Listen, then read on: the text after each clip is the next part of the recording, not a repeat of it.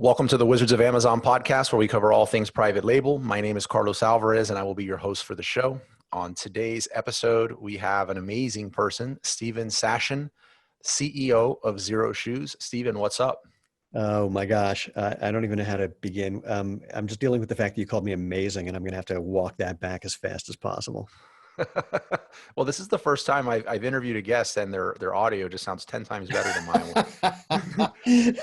So start with walking that back. Can you make it sound a little worse than mine? I could go really far away, and I could put this in another room. We get a lot of echo and some reverb, if that's helpful. No, man, amazing. No, that's this is probably the best sounding episode that comes out to date on the show. Steven, We should do this like we're FM radio DJs then. It's like, yeah. Today on the Wizards of Amazon podcast. Yeah, actually sounded amazing. Like the Morgan Freeman here. This is God. We've not met in person.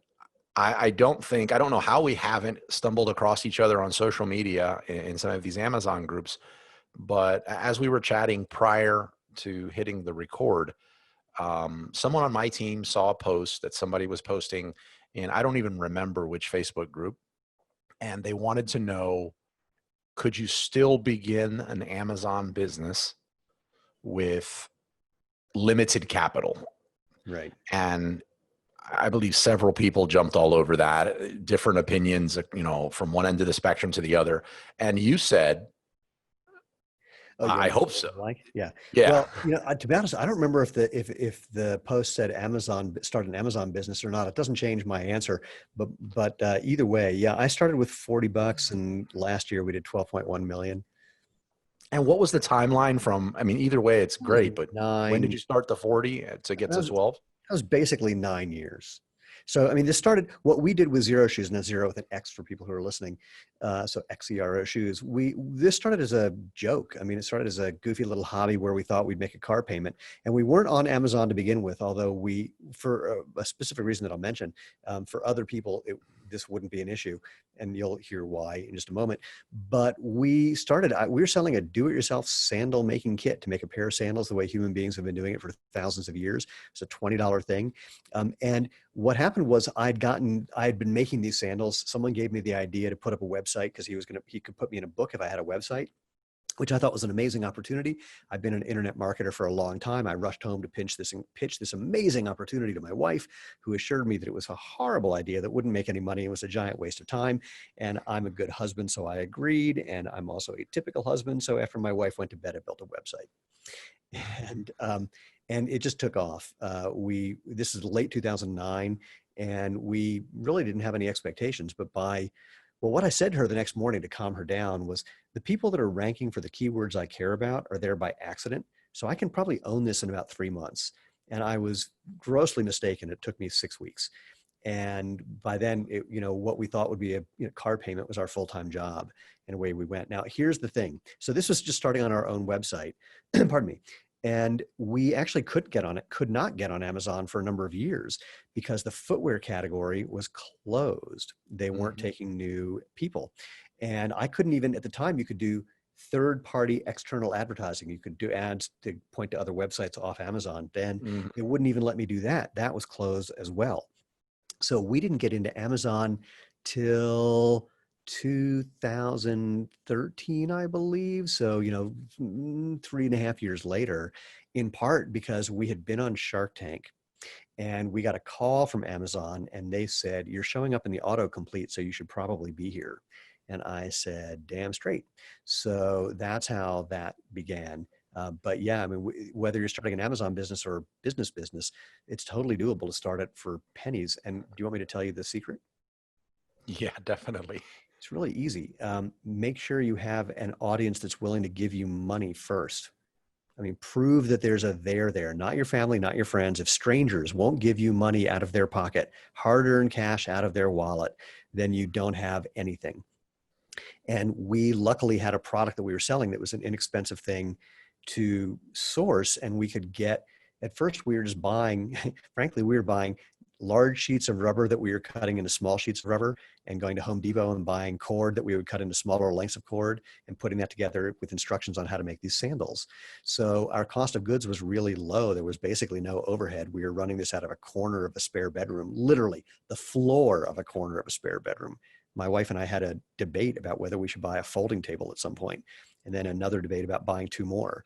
So the key is you want to, as quickly and inexpensively as possible, prove that people actually care about what you do. And the key to that is finding out where they're already congregating, getting involved in that conversation, not trying to sell anything, just sort of, offering valuable, whatever you have that's useful, and seeing what people are asking for or have questions about or problems with, and then see if you can solve those.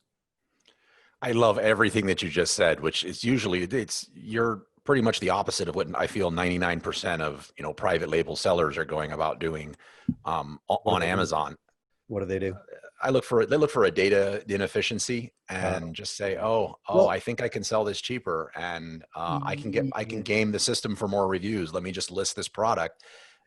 You can, look, you can do that. You can make money doing that, but think about it like SEO. When you're trying to game the system and the system changes, the game changes, and you are screwed. Dude, I was at an internet marketing workshop. I love that. Well, it's just the way it is.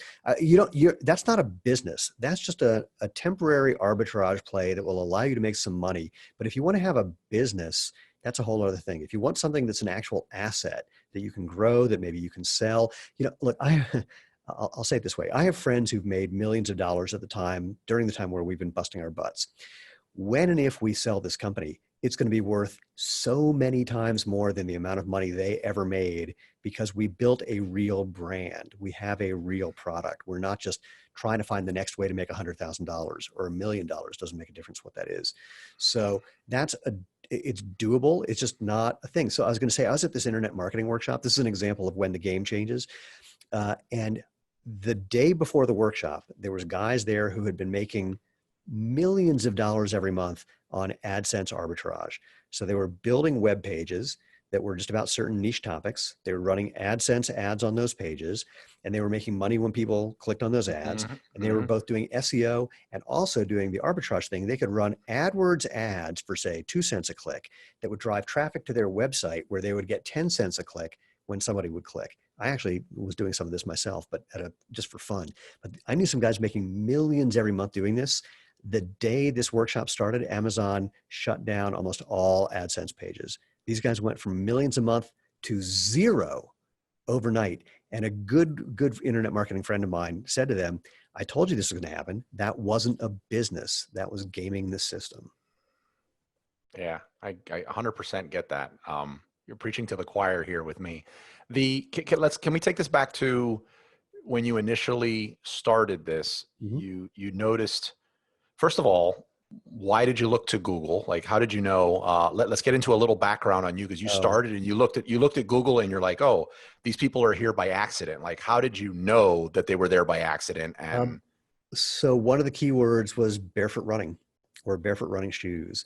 And basically it was just a bunch of articles from random. There was no one trying to sell anything. So it's just a bunch of articles that happened to be there because they fit the algorithm. But there was nothing that I could find that was in any way deliberate. No one had backlinks that were, it's hard to say. It's kind of, when you see it, when you look at a link, you can tell if someone tried to get it there or not. But the part of it is the variety of the links. So it wasn't like just one info link after another. It wasn't just one e-commerce link after another. It was just clearly this sort of vague collection of different kinds of links that let me know that no one had really tackled that yet. And why, you may have touched on this briefly, but why didn't you just go the typical route of importing some shoes from somewhere or finding a shoemaker and having some shoes made? You actually made the shoes. Well, no, it's even worse. We didn't make the shoes. We made the kits that allowed you to make the shoes. So this was the only way to do this back in 2009 when the whole idea of minimalist and barefoot running was starting to take off, before the big shoe companies started to say that if you ran in barefoot shoes or barefoot or minimalist, you would kill yourself and you'd get Ebola and you'd step on hypodermic needles and your mortgage rate would go up and your kids wouldn't get into college, which was, none of that is true, by the way. Then what happened was, when, for me, I did this barefoot run and it was so life-changing. It was so much fun. It was so interesting. I wanted that natural movement experience as much as I could have it, but I wanted to be able to get into a restaurant without having to argue that there is no actual health code violation for being barefoot as a patron. Or I wanted to be able to get into certain stores without just, people looking at me like a freaky hippie. So I knew about the Tarahumara Indians in Mexico. There's a book called Born to Run, which, whether you're a runner or not, is a super amazing, fascinating adventure tale and an informative book about human health, really. And they run for hundreds of miles up until they're in their 70s and 80s, totally pain-free, injury-free, in sandals that are made out of scraps of used tire just laced to their foot. So I was just doing a variation of that. That's all I knew to do. It didn't occur to me to try and make shoes at that point. That just seemed ridiculous anyway. It also didn't seem like it was necessary. To be totally candid, when we started the company with this DIY kit thing, it took off pretty quickly. We thought we'd be in and out in about 3 years and have about $5 million in our pocket. We just saw it was growing really quickly. There was a lot of interest. We thought we'd be in and out. That's not what happened. And then people first of all, people started ripping us off, which I thought was pretty funny. And then the other thing is, people kept asking us for new things. Love these sandals, but it's a do-it-yourself kit. I don't want to do it myself. What do I do? And we very luckily met a guy who had been developing footwear for 40 years when we met him.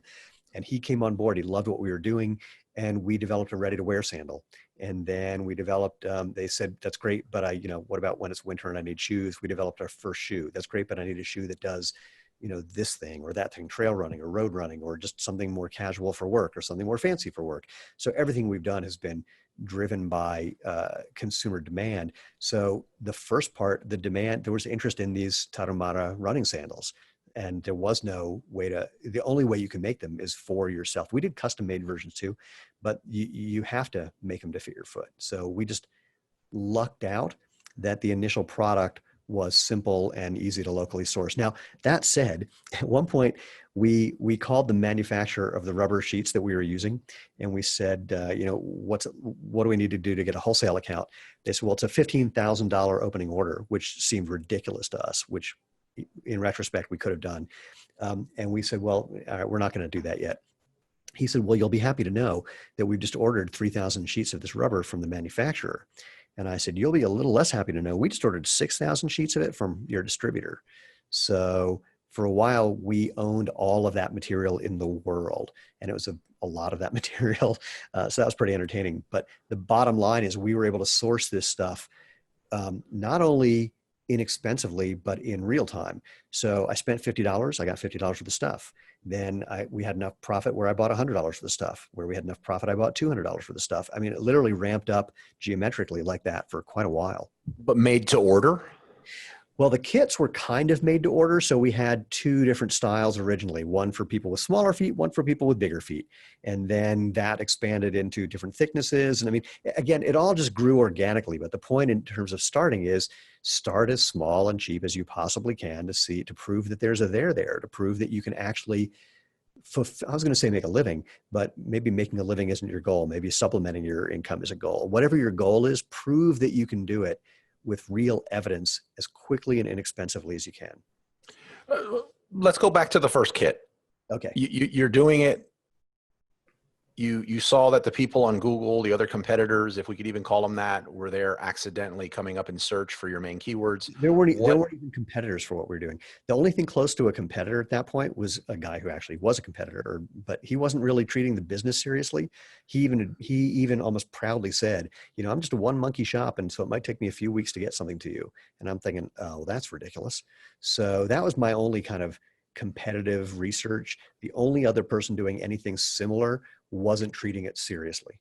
But why don't you look at Google and think, because I sometimes will do this and I'll say, well, there's nobody here. There's nobody competing on these search terms.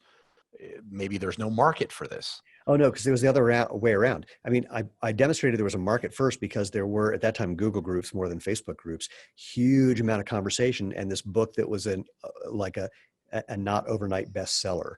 So you could, that's part of the thing is, again, find out where people are already congregating and talking about what it is you're interested in, and kind of get the lay of the land, the flavor of what's going on. So it was very obvious there was demand. I just didn't know there was as much demand as there turned out to be.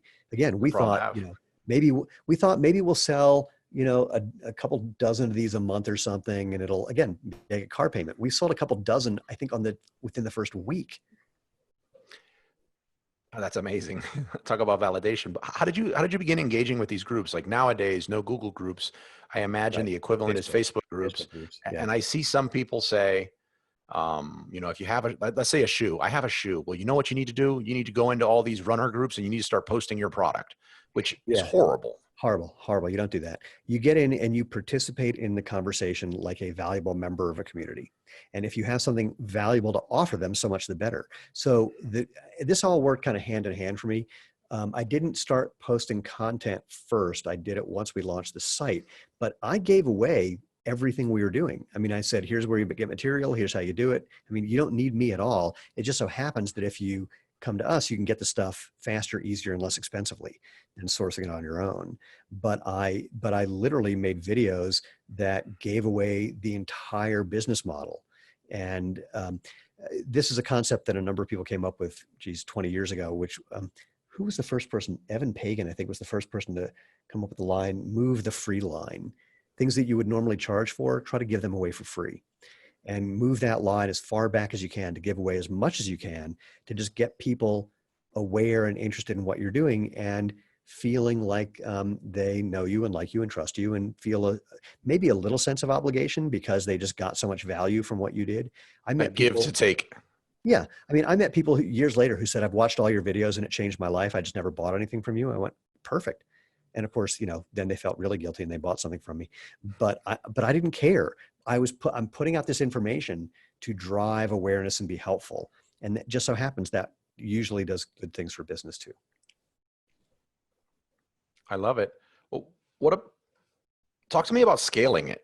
So your Oy, expectations and validation were blown away. oy, did I say oy? Oy, Aye, aye. oy. Where does that come from? Um, the problem was that because we're a bootstrapped company, or we're selling our own product, as things kept growing as quickly as they did, we just needed more money for inventory. And then at first it was easy because we had no overhead. Everything was run out of the house. First, it was just me and my wife. Then we hired someone to help with fulfillment. Then we hired someone for customer service. Then she said, I got to get these people out of my house. And so then So we had you an did get the office. fold-up tables. So you won that. Like you We did got, we expand. got the, we ended up with a lot of folding tables. And then we had a customer service guy who lived in our dining room table. And then the inventory took over the entire garage, and it was outrageous. But as our needs grew, our need for cash grew faster. Or sorry, our need for cash grew, faster than we could necessarily get it, and that was a real problem. So the issue with scaling was mostly just keeping up with it and finding the resources to do that. We've been very lucky, but I want to say when people ask me how we've done what we've done, I say, well, 90% of it is luck. And then the other 10% is also luck. And then there's a whole other 100% where 90% of that is busting your butt and working your ass off. And the other 10% is hopefully being smart enough to put out the fires that started overnight, even though nothing changed since yesterday. So we lucked out and met someone a couple of years in who liked what we were doing and had a little family fund where they managed money for a high net worth family. And we got along really well, and they pulled some strings and some teeth and got us a small line of credit that over the years has expanded as they've gotten more experience with us and our needs have grown. But financing always has been a nightmare. Yeah, always will be. Yeah. So around the time that you tried to get an Amazon, that brought back some memories when you mentioned that. That was, I totally forgot about the external ads on Amazon. Right. Yeah, the shoe category was gated, I think, from 2008 to 2011, 10 Oh or no, 11. after that, definitely longer than that, until at least 12, maybe even 13. I think it might have been gated even after we got in. It was, yeah, it's a And very competitive category. And to be clear, it wasn't just gated; it was gated and locked, because Oh gated yeah. now implies that you can apply to get ungated. Yeah, you couldn't even apply then.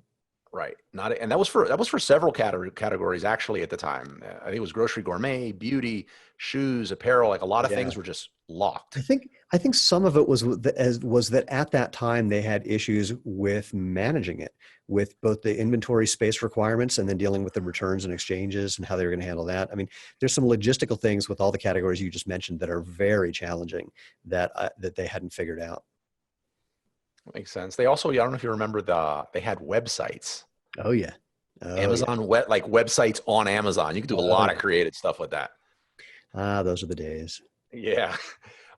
So you eventually get on Amazon's radar. You're appearing in search, and you're not even, on Amazon. And for those Yeah. of you not knowing what that means, so when somebody is searching for something on Amazon, it's pre-populating with your brand and other things about your shoes. Yeah, people start typing XER and then suddenly they see an autofill that says Xero Shoes. And it's like, oh, that's what I was looking for.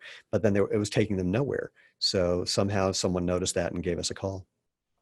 It was taking them nowhere, or somebody else had managed to get on the platform that was It was ungated and was selling No, your it was shoes. it was probably, I don't remember specifically, but basically if you type in something that is something that they don't carry, it'll give you a best guess.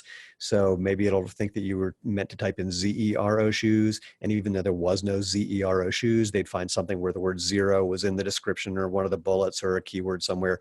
So it was pulling up results of some sort, but clearly not pulling up what people were specifically looking for. Right. Somebody might have wound up on a beer pong accessories Yeah. page Yeah. or Oh, that's something how like I got that. I had that. no idea. You eventually do get on Amazon. And what Yes. year are we talking about? You said 13? I think 2000, let's see, we were in Shark Tank at 13. So it was somewhere, no, we didn't have our first ready to wear product so it's probably around 2014, mid 2014 is my guess. Okay, so 2014, that's Geez, that that's was, the heyday. yeah, it was like That's the four and a half heyday. years in. Yeah. Yeah. So 4.5 years in, you've solved some of those initial financial obstacles. Well, You're no, scaling. it's just that we had the opportunity to get on Amazon, which made sense at the time. And to be honest, it wasn't the behemoth that it is now. I mean, it was good, but it wasn't like, I mean, now, as we know, it's basically one of the top search engines in the world, Hmm. especially when anyone's looking for any sort of product. It wasn't like that then, so it wasn't quite as crazy then. It was a little more manageable. Things weren't changing quite so fast. And to be totally candid, I'll give you another thing. The initial product that we sold on Amazon had some production issues, not a lot, but enough that the negative reviews were a real problem. And when we fixed the production issues, we of course couldn't change the negative reviews, and we couldn't really make it clear that we had fixed those things despite all the comments saying we fixed those things. So we had to shut down our account and start from scratch the following season, because it was the only way to deal with the fact that we had all this baggage that was no longer relevant, and there was just no way to deal with that. How did you approach restarting on Amazon? Um, Oh as gosh. far as the ranking and the creating of the listing, and you We probably didn't go in there fully optimized. Like how did you approach it? well, we kind of did, because I just took everything we had before and republished it under a I don't remember exactly how we created the new account, to be honest, but I took everything that I had already done and just republished it under the new account. Then how did you learn to do that initially? Uh, that's a great question. I don't know. I think probably from someone who YouTube. was, no, definitely not. But probably from someone in the internet marketing world who had had their Amazon account shut down for some reason and then restarted it. And so I was hip to the basic idea. Again, I've been an internet marketer for a long time, so I'm very cognizant of just all the different things that are going on. I just hadn't necessarily done all of them. Okay. So you start the second one, and now does it between then and now, what kind of impact does Amazon have on your business?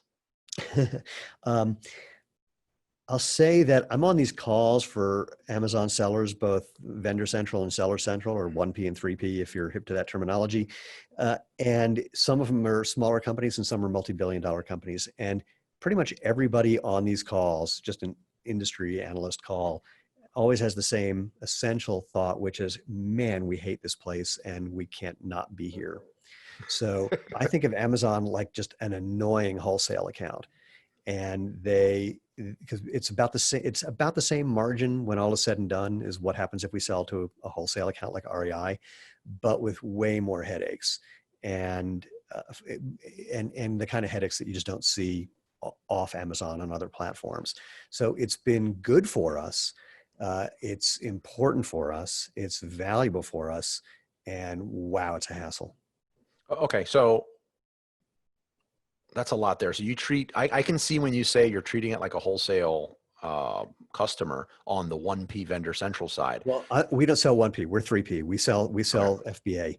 But the reason I say like an annoying wholesale account is because again, about the same margin as if we sold wholesale, but way more work on our part. And the number of times where Amazon will just change something that suddenly then requires 100 hours worth of work to deal with it is immeasurable. And another thing that's an annoying wholesale account thing.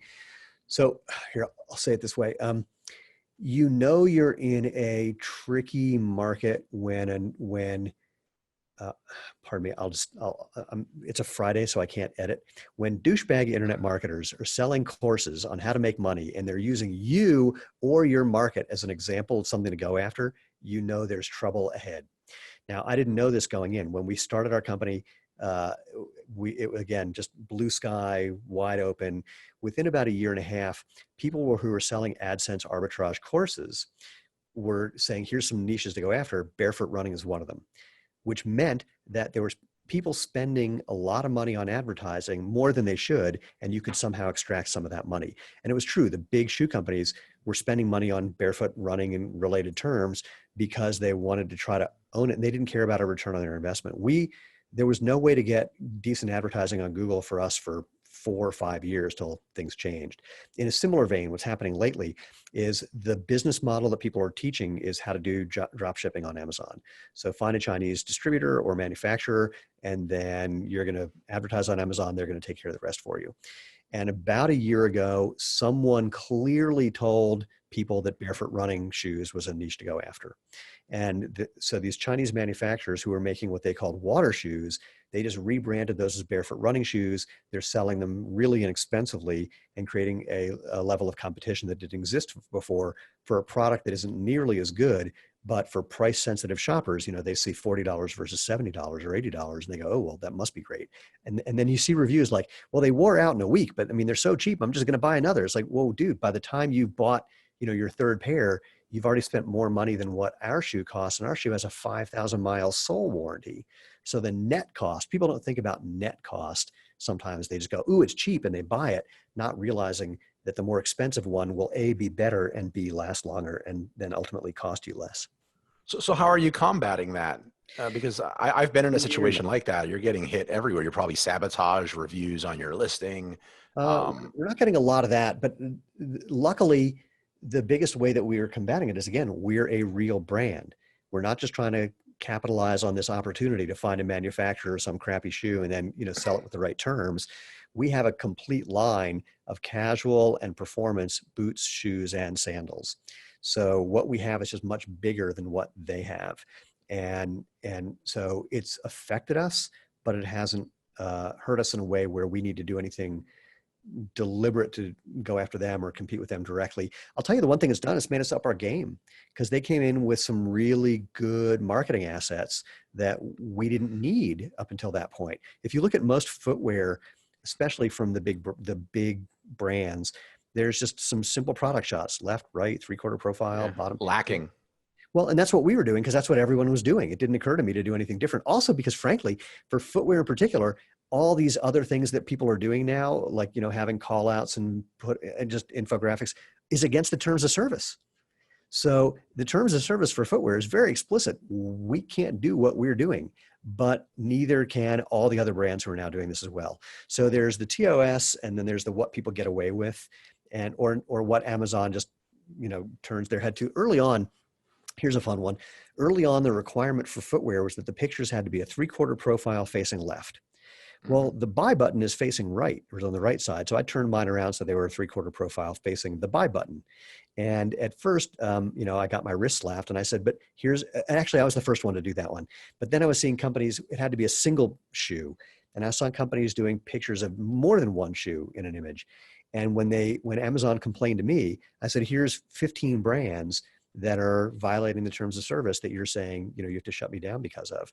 They said, well, we're going to shut them down. I said, no, you're not. Those companies are selling $100 million worth of shoes a year. You're not going to touch them. I'm just saying you can't touch me if you don't touch them. And they went, yeah, okay. So I heard from an Amazon rep that they don't really pay attention to you till you're about 10 or 15 million in sales. And by that point, they don't really care. They want to help you rather than slap your wrists. Well, what's been one of the, I mean, I don't know how current you are with Amazon stuff. I imagine so. Are you taking advantage of anything like the Post program, Amazon Live Video? Yeah, that was my qualified yes. I've used them. I'm usually a beta tester for most of those things. They contact me and say, try it out.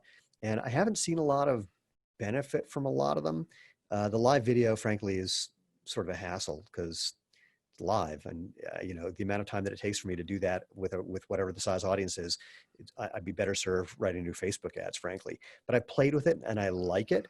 It just doesn't have the return on investment that I really like. If we had the resources, if we had a bigger staff where we could be doing that 24/7, I would do it, or at least I'd try it for a little while and see if it's worth it to have a bigger presence that way. I don't believe in, how do I want to say this part? Everything we do is based on a positive return on investment. And if we don't get the appropriate return on investment, then we don't do it. So when people say, well, it's good for branding and brand recognition, I go, branding is just advertising for people who don't have the balls for tracking. I mean, if you don't know if it's making you money, then how do you make decisions about how to spend your money? So I haven't seen a lot of results from those new tools. And of course, the other issue is that when they have the new tools coming out, they rarely give you all the data you need to decide if you want to keep using it. I think they very explicitly hide things like performance, because when it's a new tool, it's probably not going to do very well for a while until more people use it and people get used to using it. So with posts, I was in there very early on, and I said to them, without knowing if these posts convert, how do I know if I should keep making them? And they said, well, you might want to just try it some more. So, but how do I know if I should try it some more? And I looked at it just the other day, actually, and it still doesn't give me the information that I need. Yeah, I think we're a little ways off from that one. I think eventually they'll roll out the metrics there. The live video definitely has a lot of really good metrics, surprisingly. And I'm assuming that's because of the infrastructure they have with Twitch. It could be yeah, it's highly possible that it came from Twitch. There's other ways they could have done as well. Look, it's not complicated. The metrics, they have them. It's just a question of whether they're going to give them to you. What's been one of the more successful features on Amazon for your brand? And another one, how are you leveraging the fact that you have such a brand presence and a following? I see you have a YouTube channel, you have a cool Facebook group, you got everything. Yeah. You're blue check, Instagram. I mean, you're the whole shebang. So how are you leveraging that? And any products? It's like 3 questions in one. And when you do have a product, do you look at it as an Amazon launch, or are you launching it off of Amazon and Amazon's kind of like icing? A little bit of both. We're launching off Amazon first because, again, we get the margin and we have control. And I'd rather drive people to our site than to Amazon at first, and keep the margin and the relationship. Because as people may know, if someone buys from Amazon, you don't know who they are. You can't email them directly. You can't create a mailing list based on that, et cetera. So we launch off Amazon. We then will often do an Amazon launch where we are doing ads off of Amazon to drive traffic to Amazon, just to get the ball rolling there. And one of the other things we do, the other reason that we do the launch on our site first, is it actually helps, what's the word I'm looking for? It helps prime the pump on Amazon, because we can get those initial reviews from the initial reviewers from our website. So I can just reach out to them and ask them to go. Now, you have to be careful with that, by the way. If you send too many too quickly, Amazon will think you're just using a spam review farm and will flag you, which I went through that and had to show them what I was actually doing to get the reviews on Amazon. And they went, oh, okay, and turned everything back on. But that was a hassle. So if you're going to drive real reviews from real customers onto Amazon, just throttle it. Just don't do a ton. In fact, we often get those reviews up before the product even lands in the Amazon warehouse, and you can only do 5. At least that's what it's been for a while. So just so you know, a little inside secret. And then We don't do a lot of advertising off Amazon for Amazon, again, because we make more money if we send that traffic to us. We think, I say that because I know some people who have found better results when they drive people to Amazon because people trust Amazon more than their funky little website. So something you might want to play with. And we do a lot of advertising on Amazon. So all the advertising tools they provide. And I'm not averse to doing ads for Amazon, but only if we do it strategically, only if we're doing it because we know that Amazon likes it if you send them traffic, because that arguably sends them more customers, which makes them more money, and they give you bonus points for doing that. It's a ranking factor, basically. And so there's times where we do that strategically, but it's not part of our plan. And Amazon has been spending money on our behalf. They do retargeting and advertising for us because we sell enough that they think that's valuable. Sure. And then I think I misunderstood something in the beginning. So you don't run, let's just say Facebook ads to To Amazon. Amazon, No, but you not launch on your, usually. not Not usually. So usually. you launch your products on your site, and Yes. the side benefit of that is that it primes the pump on Amazon. Close. We launch the products on our site, and the side benefit is it allows us to prime the pump on Amazon because we have things like reviews that we can populate before the product even launches on Amazon. And then once we do launch on Amazon, after we've done the launch on our site, we will remind people on our mailing list that, by the way, it's on Amazon now. And then that drives some sales that also, gets the wheels turning. I'll be honest, we don't do the various things that I know how to do to maximize our sales on Amazon, to get a lot of sales and reviews within that first 24 hours or 48 hours or whatever it is. We just Sure. don't do that because we don't think it's as valuable as driving traffic to our site. I love it, man. I absolutely love it. Something I want to touch on, switching gears a little bit. I think we came close to it earlier. You have when I was just checking you out to see, like, okay, is this real? When you were stalking me. Yes, when I was stalking you, I saw the Anti-Guru blog. When you were catfishing me and I thought you were a hot 28-year-old chick.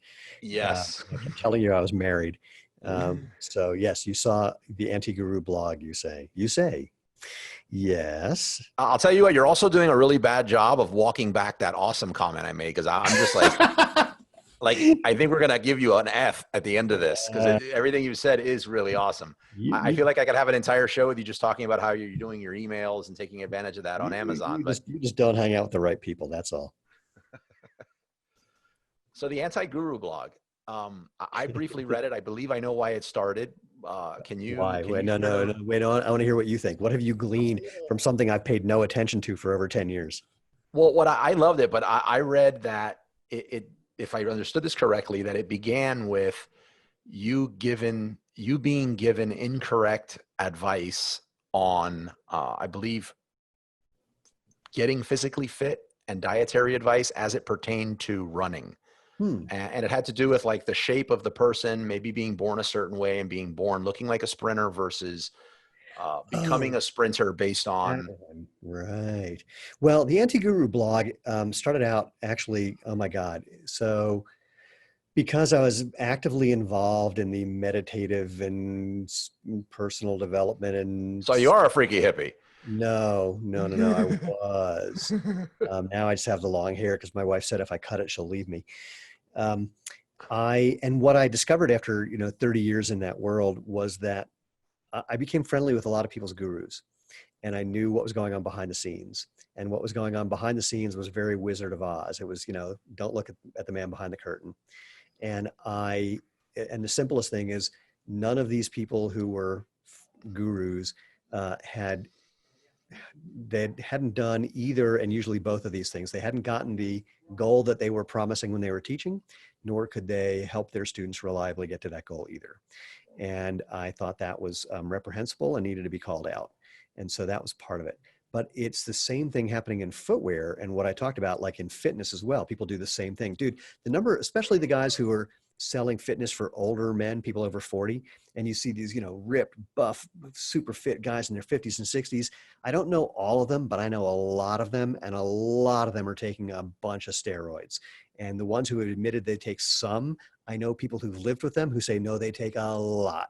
So it's So there's that part. And there's just, the So it's lying. more than wheatgrass. It's way more than wheatgrass. And like the point that you made, a lot of people when they're trying to sell programs about high intensity interval training, they go, which do you want to look like, a sprinter? And they show this, super buff, muscly sprinter, or this marathon runner. And they show this marathon runner who looks like he just escaped from Auschwitz. And and it made me so mad because those sprinters didn't get that way because they're sprinting. They were that way. That's how they're built. Many of them were professional football players on top of being sprinters. They got that way because they're in the weight room. And then they also happen to be sprinters. And there's also I can't remember what this is called. One of my favorite books is called Fooled by Randomness by Nassim Taleb, who also wrote The Black Swan. And he talked about in Fooled by Randomness, I think he talked about it there, how he saw these swimmers and wanted to have a swimmer's body. So he got into swimming and then realized as he was hanging out with like high school and junior high school swimmers, the ones who became the pros were the ones who looked like that. They didn't become that way because they were swimming. So there's this normative pressure where you identify, there's certain characteristics that make you better or worse at these things. If you happen to have fast twitch muscle fiber, which is the kind that grows, then, and you were a fast kid, you're probably going to be a faster adult. There's actually a middle distance coach who made a comment at a workshop about how to identify good sprinters in junior high and high school. He goes, it's easy. I go to the elementary schools and pick the fastest kids. And they said, but how do you train them? He goes, I don't train them. I find the ones who are good and then I work with them. I don't try to bring up people who aren't good. So if you're slow and lazy pretty much in elementary school, the chances are you're not going to be a sprinter. You're not going to be a sprinter. I mean, it doesn't mean you can't enjoy running as fast as you can, but you're not going to be a competitive sprinter. When I hear someone say, I run the 100 meters in 13 seconds, how long do you think it's going to take till I set a world record? My answer is a bunch of reincarnations, because that's just not what happens. So, I'm 58. I run the 100 in about 12.8 seconds. And there's some guys who are former world champions who run in the mid 11s. I'll never get to that. I mean, that's just, I'm really good. I'm just not that good. I love it. And you stole my thunder a second ago. Is the last question here before being respectful of your time is, what is your favorite book and why? But you just totally flopped that. Well, I've got another one. I'll give you another one then. One of my other favorite books is Stumbling on Happiness, and by Daniel Gilbert from Harvard. And I'll give you the summation for it. And if you look up he did a TED talk where he sums it up slightly longer than what I'm going to do. So I'll do his TED talk is the Cliff Notes version. Well, his TED talk is the Cliff Notes of his book. And what I'm about to say is the Cliff Notes of the Cliff Notes. Okay. So, human beings, fundamentally, one of our biggest thoughts, one of the things that animates us, that moves us, that's underneath all of our thinking is, what do I need to do to be happy? In the next minute, the next moment, the next year, by the time we die, we're always trying to figure out what we need to do to be happy or to avoid certain kinds of unhappiness. We're really, really bad at identifying what will make us happy in the future or how unhappy we'll be in the future if something unpleasant happens now. We're even worse at remembering how bad we are at it, which is why we keep doing it.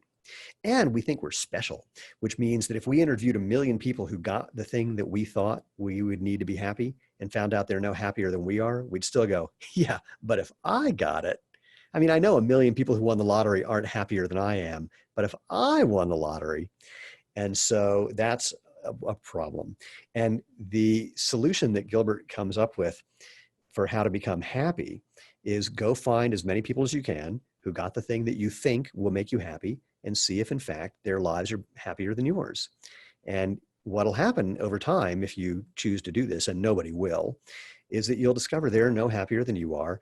And when that thought, I'll be happy in this imagined future, pops into your mind, you just won't believe it as much. And then everything's, a lot more pleasant now because you're not striving for some imagined future. The way you become unhappy is really easy. Imagine a pleasant future and compare it to the unpleasantness that you think you're experiencing now. That's the formula for being unhappy. If you can't hold on to the belief of this imagined happy future, then you're not going to compare it to now, and now it's not so bad. Wow, you just sucker punched me, man. Like that. I think earlier today I said, yeah, I'm going to be so much less stressed and so much happier once I get this process built. So I'm reading the book. It's, the thing is that there are things that can contribute to your satisfaction or contentment or happiness, but that doesn't mean that when you get them done, you're done. I like to sometimes joke and say success can be 4 times worse than happiness, because when you become successful, if you're not happy, that's not fun, just not being happy. Having your hopes of happiness dashed, that's not fun. There's nowhere to go but down, and no one likes to hear a successful person bitch about them not being happy. So but there are things that definitely can help. Look, I say anyone who says money can't buy happiness has never driven my car. I have a Subaru BRZ that I supercharged. I love driving it, and I think it's a beautiful car. So there's definitely things that can help, but that doesn't mean that it will make you as happy as you want it to make you, or that happiness will be consistent. When a piston blows, when a tire pops, when suddenly there's $1,000 worth of damage, it would have been better to have an old beater. But for my daily life, the happiness quotient is definitely there. So I'm not saying that you're never right, but things like, when I sell my company, then I'll be happy, that's just nonsense. If I have a business that's making me X number of dollars, trust me, when you get there, you will find that life has not changed. Or actually, here's one. There's a friend of mine who she's a nurse, and she came up with a product that's a cool product, wants to sell it on Amazon and on her own website. I said, so you know that innate empathy that you have for human beings right now as a nurse? She goes, yeah. I said, if you get into the consumer product business, that's going to go away. Brutal. I said, well, so what you're going to find is you're dealing with many people who don't really solve their problem. They just want to complain to you, or that they're going to complain to you about things that you have no control over, like whether USPS is delivering on time. I mean, it's going to add a layer. I've been selling things online since 1992. And at first people were just so grateful that they could buy online. It's amazing. And now people are, what's the word? They yell at us because we don't provide free overnight shipping. So, well, because we have to stay in business. They say, well, Amazon does it. I go, yeah, but they've never made money selling products. We need to make money to stay in business and provide income to our employees so they can support their families. We have to do things the way a business works. And then people get really what's the word? I can't think of it. They don't care. Unappreciative. They don't, maybe that's it. I mean, the other one is, I see this often, and I know I'm not the only one, the only product guy who sees this. Somebody will have a problem with a product, and rather than doing the simple thing of like calling to get a warranty replacement, for example, they'll complain online in amazing ways, where they'll like complain about you but not tag you, and then complain that you didn't respond to their complaint, which you couldn't have possibly seen. So there's this really kind of crazy, God, there's a word I'm looking for and I can't find it. Sense of, unrealistic expectations and Entitlement. Entitlement. Yeah. And entitlement. And so, I mean, look, I'm not saying this about everyone. We have hundreds of thousands of unbelievable customers, but the people you hear from more often are the ones who are having a problem. And we have a large customer happiness team that is so ready to be helpful. And people will often call. I know I'm sounding like I'm whining about it, but we've occasionally said to someone, we would have happily given you that thing that you asked for if you had just asked for it instead of screaming at us. We've done that a couple of times, because we've gotten to the point of saying, we're done being polite. We're going to have to give you a little education in how to deal with customer service, not just for us, but for everyone. If you just ask nicely, you'll probably get it. Now, that doesn't mean I do that all the time. When I'm dealing with my cell phone provider and something is going wrong and they're reading a script and they don't know what's happening, I am undeniably not asking politely. But for most instances, I mean, I know what it's like on both ends of the equation. And if I have a problem with a product, I call the company. I go, by the way, I'm not sure if you know about this. Here's something that happened. Is there anything we can do about it? And people are always happy to bend over as far backwards as they can to be helpful if you give them the opportunity. We just want the opportunity. I guess that's what I'm saying. I get it. Here's another one. Sorry, I'll do this one too. If someone's being particularly unpleasant on email, the easiest solution is call them. Yeah, take it off email. Yeah. And it's like, let's just have a conversation. Now, I have to apologize to people when I start calls. I say, just so you know, I'm going to talk to you as if you're one of my oldest friends, because that's just how I talk to everybody. So my apologies if in doing that, I say something that you think is rude or quote unprofessional, but I'm not trying to be professional. I'm trying to solve your problem, and I'm just going to talk to you like I'm a friend. And if that's okay, we'll have a great time. Otherwise, not so much. I love it, Steven. Well, you failed at showing that you were not amazing. I think you were an amazing guest. I really enjoyed this. Just the topic you touched on at the end about customer service in your business. I imagine you have just your niche is a high return rate. So I'd love to dive into that in a future episode. It's no high. Well, we actually do better than most. We can talk about that in the future. And let me just say, look, the thing that keeps us going on a daily basis is that, contrary to my last 10 minutes of whining about the challenges of dealing with customers and customer service when you're running a product business, and if you try not to do it at all by not providing that, that's actually way worse. I don't recommend that. But the good news is that we get dozens and dozens of calls and emails and reviews and testimonials every day from people who say things like, "You changed my life," and "Thank you so much for." And that's what, that's the reason that we're in business. We're trying to change the world. We're trying to help people rediscover that natural movement is the obvious, better, healthy choice, the way natural food is, by providing footwear that lets your feet do what's natural. And people respond to that. That's why we're in business. My wife says there's enough shoe companies in the world. There's no reason to have another unless what you do changes people's lives. And if what you're doing isn't changing people's lives, the frustrating customer service stuff that I mentioned will tear you down. If you are really helping, it's just something that, you'll whine about on a podcast or over beers with somebody. Well, you're not selling a course. You're not doing any of that stuff, but you and your business are in the business of helping people and lifting people up. If somebody had a question about, I don't know, anything, is there a way to contact you? Or Yeah, I am, according to my wife, way too available for people to call and email. So yeah, drop me an email. The easiest thing to do, find us online and just, respond there. If you email our customer happiness team and it's something that I need to respond to, they'll forward it to me. My phone number shows up all over the place as well. So I'm not a shy retiring wallflower. I will, if I'm busy and you do try to track me down, say something like, "Hey, I'm busy. It might take a while till I get back to you," but I'm here to be helpful. And if people think that I can be, I'm more than happy to. All right, Steven, thank you for sharing your time and all the value added on the episode. I really do hope we can circle back and do another episode in the future on customer service. Sure. And how you approach that. I loved what the hints you dropped there. And for everybody listening, I will include his email in the show notes. My address, home phone number. Email bomb him and say you were awesome. Thank you so much, Steven. Pleasure. Thanks. Liked what you heard and want to stay connected? Join our Facebook group or find me anywhere on social media at Wizards of Amazon, or text the word Amazon to 69922.